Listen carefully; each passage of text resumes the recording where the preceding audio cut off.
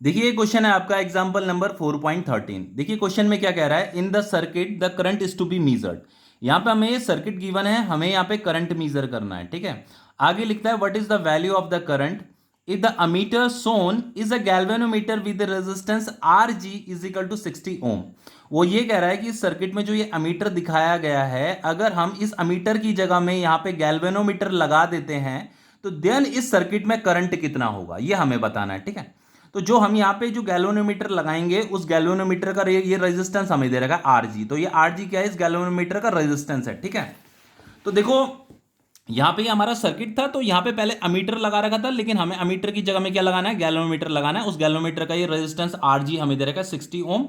इस बैटरी का वोल्टेज हमें दे रखा है 3 वोल्ट। हमें इस सर्किट में करंट बताना है। तो सबसे पहले यहाँ पे ये जो गैल्वेनोमीटर है और ये जो रेजिस्टेंस है, ये दोनों के दोनों सीरीज में है। तो इस सर्किट का जो टोटल रेजिस्टेंस होगा वो हम कैसे निकालेंगे, इन दोनों के रेजिस्टेंस को हम ऐड कर देंगे, क्योंकि ये दोनों के दोनों सीरीज में है। ठीक है, तो टोटल रेजिस्टेंस कितना हो जाएगा आपका 3 + 60। 3 ये वाला रेजिस्टेंस और इसका रेजिस्टेंस कितना है 60, तो 3 + 60 कितना हो जाएगा 63 हो जाएगा। ठीक है, ये टोटल रेजिस्टेंस हमारा कैलकुलेट हो गया। तो करंट कैसे निकालेंगे, करंट हो जाएगा आपका voltage divided by total resistance.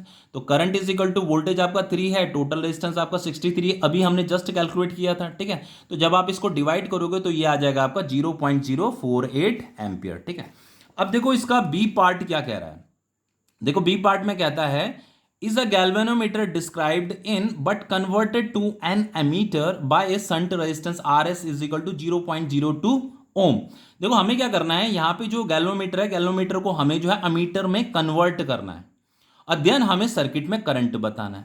तो देखो अगर हमें इस गैल्वेनोमीटर को अमीटर में कन्वर्ट करना है तो हमें क्या करना पड़ेगा, हमें यहाँ पे पैरेलल में एक रेजिस्टेंस लगाना पड़ेगा। ठीक है, जिसे हम शंट रेजिस्टेंस बोलते हैं।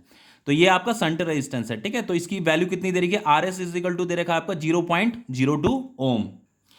तो इसी को क्या बोला जाता है, अमीटर बोला जाता है। अब हमें इस सर्किट में करंट बताना है, तो सबसे पहले हमें क्या करना पड़ेगा, इसका सर्किट का टोटल रेजिस्टेंस निकालना पड़ेगा।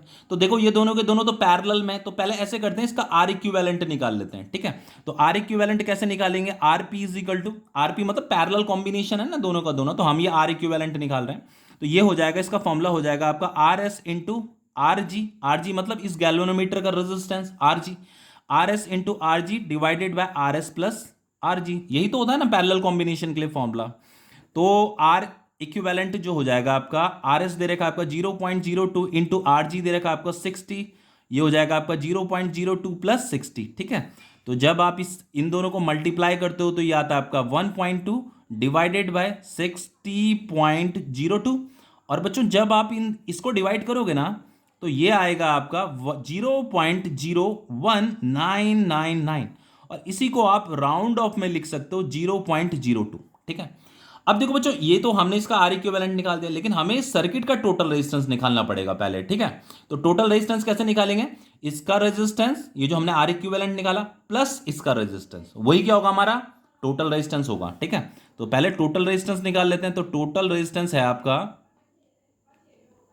टोटल रेजिस्टेंस होगा ये वाला रेजिस्टेंस जो अभी हमने कैलकुलेट किया 0.02 प्लस ये 3 ओम, तो ये हो जाएगा आपका 3.02।